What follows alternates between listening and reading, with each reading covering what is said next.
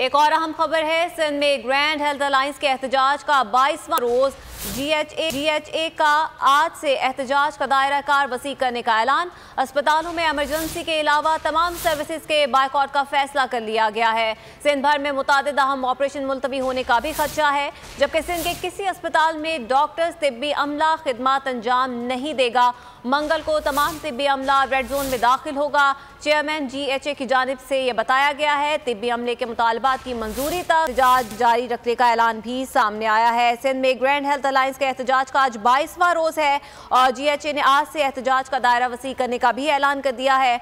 अस्पतालों में इमरजेंसी के अलावा तमाम सर्विसेज के बायकॉट का फैसला किया गया है। मज़ीद तफसीलात क्या है जानेंगे मरियम हसन से। मरियम बताएगा, हुकूमत की जानिब से इनसे कोई राब्ता नहीं किया गया अब तक? देखिए, बिल्कुल 22वां रोज है आज और ग्रैंड हेल्थ अलायंस और महकमा सेहत सिंध के दरमियान डेडलॉक ताहाल बरकरार है। कोरोना अलाउंस समेत जो है दीगर अलाउंसेस का मामला है और डॉक्टर्स की तरक्की, नर्सेस की तरक्की और पैरामेडिक्स की दीगर डिमांड्स हैं जो कि 22 दिन गुजरने के बावजूद भी जो है पूरी नहीं हो सकी हैं, जिसके सबब आज से जो है सिंध भर के तमाम अस्पतालों में डॉक्टर्स, नर्सेज और पैरामेडिक्स ने तमाम सर्विसेज सिवाय इमरजेंसी के जो है उसका बाइकआउट करने का ऐलान किया है।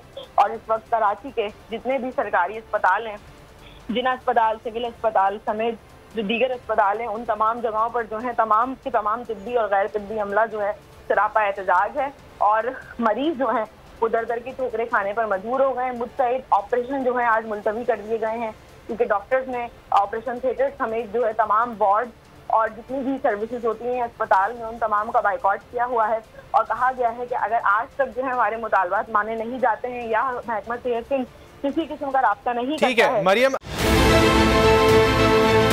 बहुत अच्छी कवरेज की है, ये मार्च की तो जबरदस्त कवरेज थी, बॉल की प्रॉब्लम सबसे बेस्ट थी।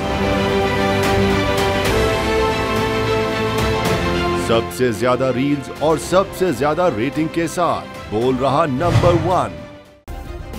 सब्सक्राइब करें और बेल दबाएं ताकि कोई खबर रह न जाए।